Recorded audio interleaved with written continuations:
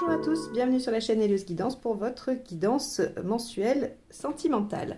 Alors pour ce faire, on va utiliser comme d'habitude le portail des 12 d'Alias Kay pour les cartes signes, les arcades majeures du tarot de Marseille Grimaud pour la dominante du tirage relationnel que j'effectuerai avec le tarot Grand Luxe de Kiro Marchetti. Et je prendrai les arcades majeures du tarot de Marseille revues et dessinées par Frédéric Agide pour le tirage de vie émotionnelle. Autre information, si vous souhaitez apprendre à faire ces tirages-là, le relationnel et le général, ainsi que des prédictifs avec le tarot de Marseille, je propose un week-end de formation le 26 et 27 novembre, dans lequel je vous présente ces tirages-là. Donc, on apprendra les mineurs. Il faut effectivement avoir déjà peut-être une certaine connaissance des arcades majeures que je ne reproposerai pas là. Mais en tout cas, on va aller voir les principales différences entre les mineurs Marseille et les mineurs Rider. Et vous repartirez avec une méthode de lecture et d'analyse pour les tirages que je présente ici, plus, comme je le disais, des prédictifs avec le tarot de Marseille. Donc si vous souhaitez vous inscrire, n'hésitez pas à m'envoyer un mail, vous avez toutes les informations juste en dessous, vous cliquez sur heliosguidance@gmail.com je crois, et vous m'envoyez votre volonté de vous y inscrire. Et sinon, vous aurez toutes les modalités de temps, d'horaire et de tarifs sur mon site où je présente les formations, donc n'hésitez pas à aller jeter un œil. Voilà, je crois que je vous ai tout dit. Alors évidemment, vous pouvez toujours télécharger les méthodes d'analyse et de lecture du tarot que j'ai mises en autonomie aussi également sur mon site Podia. Donc là, évidemment, vous aurez à peu près les mêmes informations, sauf que vous n'aurez pas l'aspect pratique qu'il y aura avec moi en séminaire. Mais c'est tout aussi possible pour vous d'y avoir accès immédiatement. Et donc, les liens sont également dans la barre d'infos juste en dessous. Bon, et puis comme d'habitude, je finirai par remercier infiniment tous ceux qui sont abonnés à cette chaîne et tous ceux qui vont le faire tout de suite, juste pour me soutenir et me montrer que mes guidances vous sont utiles et que voilà, vous voulez soutenir mon travail. Donc merci infiniment à vous tous et je vous laisse avec votre tirage. Les Capricornes, allons voir ce que vous réserve le tirage relationnel de la période octobre-novembre.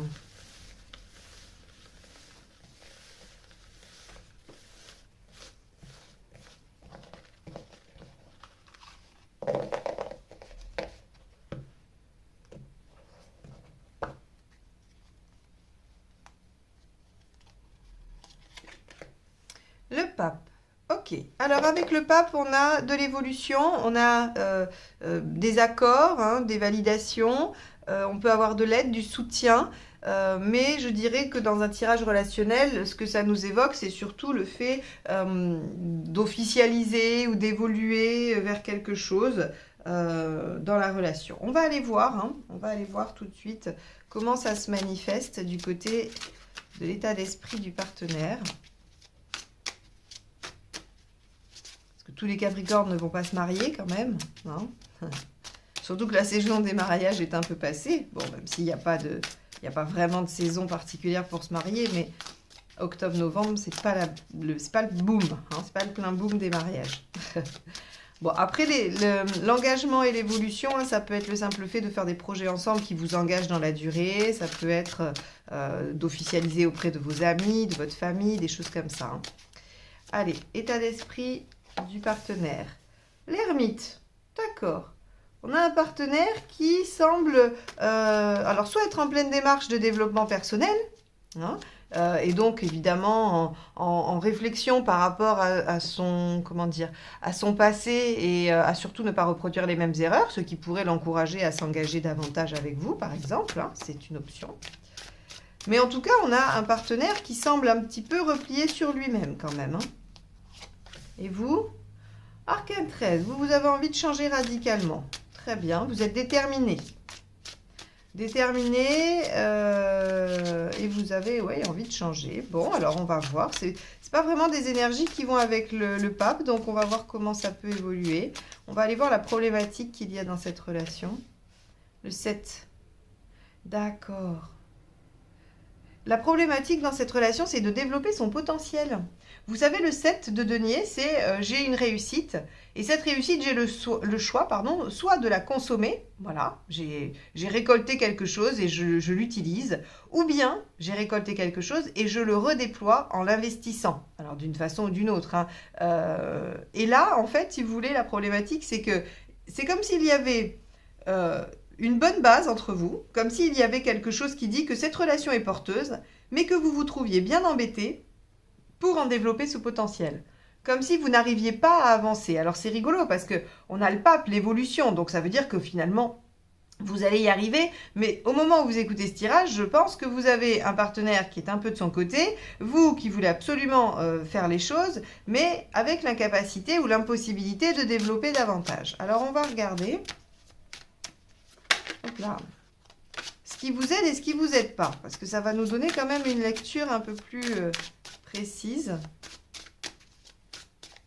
Les intentions seront intéressantes aussi.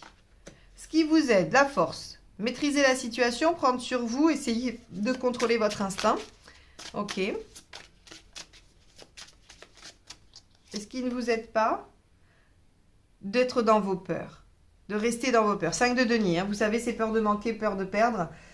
Qui n'est pas justifié. Avec le 5 de denier, on sait que c'est pas justifié, ce sont des peurs qui sont ancrées en nous, mais qui n'ont pas de fondement dans la réalité. Hein, par exemple, vous ne sortirez jamais un 5 de denier pour quelqu'un qui reçoit lettre sur lettre du huissier disant qu'il va être expulsé. Ça, c'est pas du 5 de denier puisque la menace est réelle.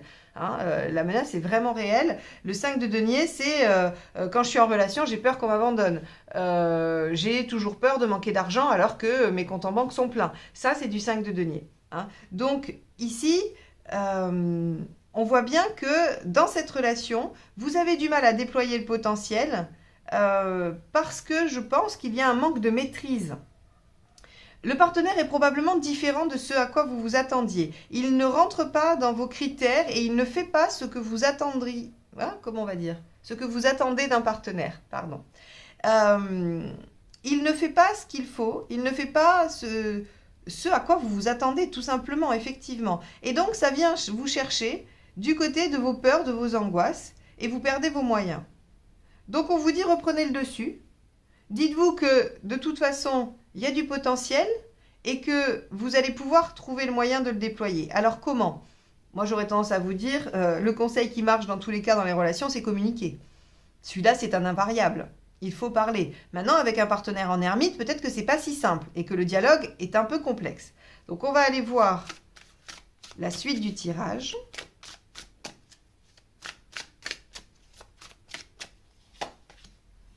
Bon, super, l'intention du partenaire. Peut-être qu'il n'est pas très démonstratif, mais en tout cas, avec un page de coupe, il a l'intention, effectivement, de déployer le potentiel de la relation avec vous.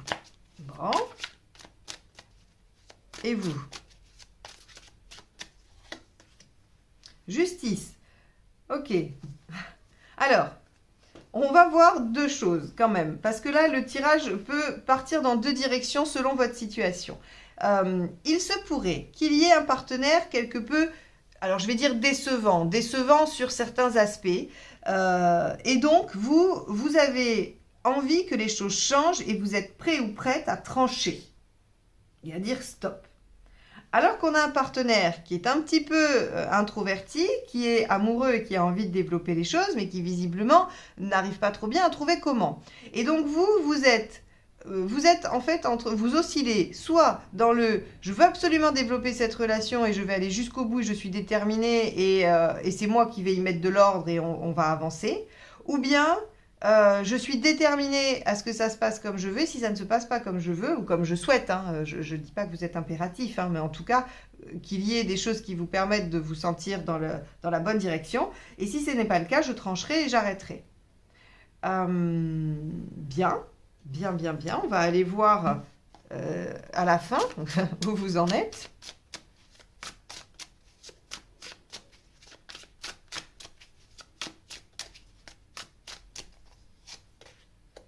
Bon, super. Il y a du renouveau.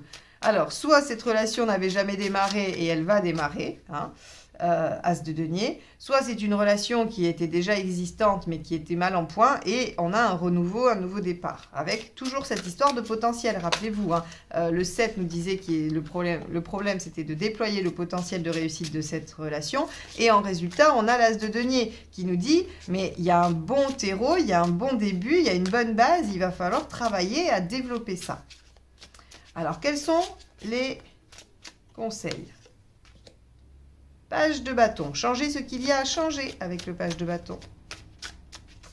Et oui, et communiquer également. Hein. Avec le 3 de denier, regardez les petites avancées. Hein, ne vous dites pas, on n'est pas au bout, c'est pas réalisé, c'est pas complet, on n'est pas épanoui. C'est regarder les petits pas que vous faites vers cet épanouissement ou cette réussite.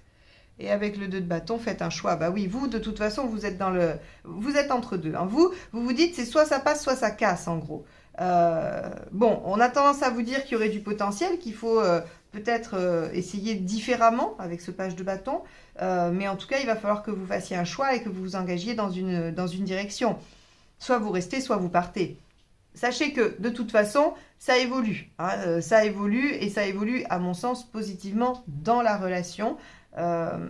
Si vous décidez de vous atteler à développer le potentiel de la relation. Le partenaire semble peut-être un peu discret, mais il tient à vous et il a l'intention de développer la relation. Donc poussez-le un petit peu peut-être dans ses retranchements, hein, pour le pousser à changer ce qu'il doit changer et à vous montrer, hein, quelques petits résultats. Voilà pour vous les Capricornes. J'espère que ce tirage vous aura donné une vision différente de la situation, qu'il vous apportera en tout cas de la matière pour mener votre réflexion et trancher. Bien sûr, vous êtes libre de trancher dans le sens que vous souhaitez. C'est justement les joies du libre arbitre. Le tarot vous indique les contextes à venir, mais il vous laisse libre d'y réagir comme vous le souhaitez. Donc, sentez-vous tout à fait libre si vous voulez arrêter cette relation, malgré son potentiel. On n'est pas obligé de tout développer dans la vie. Donc, voilà, je vous laisse avec cette réflexion pour ce tirage, et on va aller voir le tirage de vie émotionnelle.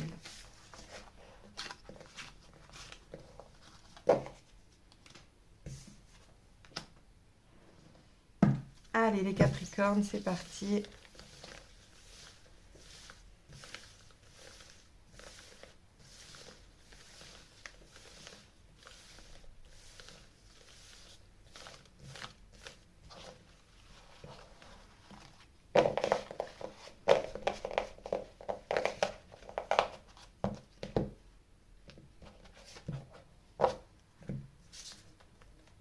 Alors, votre état d'esprit, tempérance.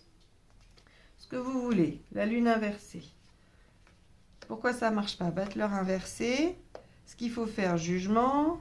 L'issue à court terme, le diable et le monde. Eh bien, les Capricornes, ce tirage est superbe. Vous allez conclure. C'est le diable qui me fait dire ça. J'aime bien rigoler. Je pense toujours à Jean-Claude Duss avec le diable. C'est bon, cela dit, c'est faux parce que Jean-Claude Duss il conclut pas, hein. Mais voilà, c'est rigolo. Alors, votre état d'esprit, c'est tempérance. Trouver un équilibre, peut-être même guérir de certaines blessures sentimentales, émotionnelles. Avec tempérance, on a envie de vraiment quelque chose de doux, qui coule, hein. D'ailleurs, à l'image de l'eau sur cette image. Avec tempérance, on veut trouver l'équilibre, l'harmonie, la douceur, on veut communiquer, on veut vraiment quelque chose qui enveloppe. Par contre, avec la lune inversée, dans ce tirage-là, qui est davantage psychologique, j'aurais tendance à dire qu'on veut extraire des choses de l'inconscient. On veut aller mettre dehors tout ce qu'il y a à l'intérieur de soi. C'est comme retourner un sac à main, la lune à l'envers. Hein. C'est-à-dire qu'on va aller vider tout ce qu'il y a au fin fond, hein, et qu'on ne trouve jamais ou qu'on n'atteint plus parce qu'il y a trop de fouillis dans ce sac. Eh bien, imaginez que voilà, avec la lune inversée, vous voulez retourner ça pour sortir ce qu'il y a au fond. Et aller faire le tri, hein, le nettoyage. Voilà, vous videz votre sac à main et puis vous sortez les papiers, les ceci, les cela, vous rangez bien. Et après, vous remettez tout dans votre sac à main bien rangé. Donc, vous avez envie de faire ça avec votre inconscient et votre psychisme sur le plan émotionnel. Vous en avez un peu marre. J'aurais tendance à dire que vous voulez une guérison de blessures qui vous empêchent de progresser dans votre cheminement émotionnel et sentimental. Et qui probablement joue dans votre célibat, ou dans votre façon, en tout cas, de vivre votre vie relationnelle et émotionnelle. Alors, ce qui vous empêche, c'est que ça reste au stade de l'envie.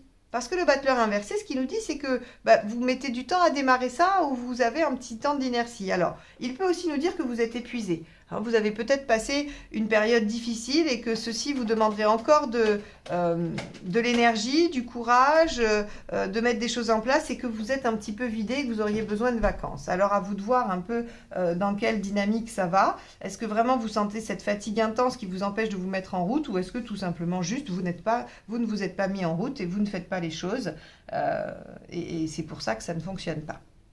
Alors, ce qu'il faut faire avec le jugement, je trouve que c'est intéressant parce que le jugement, il vous dit reconsidérer le passé. Hein, reconsidérer le passé pour y apporter un éclairage, un jugement et décider si oui ou non c'est à garder, à refaire ou pas. Donc, si vous videz votre sac à main, forcément vous allez retrouver des trucs du passé.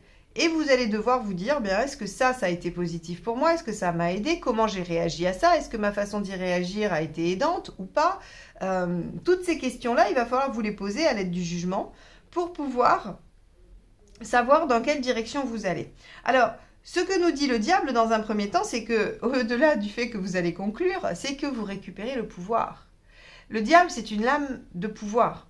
C'est une lame qui nous dit que vous possédez toutes vos capacités et vos compétences pour agir, pour avoir la maîtrise de la situation. Vous avez un pouvoir de conviction et de séduction immense et donc vous pouvez récupérer la main dessus. Et regardez la dernière carte, c'est le monde. On vous dit mais vous arrivez à ce que vous souhaitez. Donc si c'est rencontrer quelqu'un, eh bien vous rencontrez quelqu'un. Si c'est vous sentir mieux dans vos relations, eh bien ce sera vous sentir mieux dans vos relations. Mais quoi qu'il en soit, vous arrivez à un très bel épanouissement, une très belle réussite et les choses vraiment sont très très bien pour vous. Donc ici, on voit bien que ce tirage, il vous invite effectivement à vider votre sac à main, mais à vous y mettre, parce que le battleur, lui, il indique que vous n'arrivez pas à démarrer. L'envie est là, l'idée, la bonne idée est là, mais vous ne vous y mettez pas. Voilà pour vous les Capricornes. Bon, j'espère que ce tirage vous aura aidé, vous apportera matière à réflexion et vous guidera en tout cas dans votre cheminement sur cette période-là. Moi, je vous remercie infiniment de m'avoir écouté jusqu'ici et d'être présent pour les fidèles. Et je vous dis à très très vite pour de nouvelles guidances. Bye bye!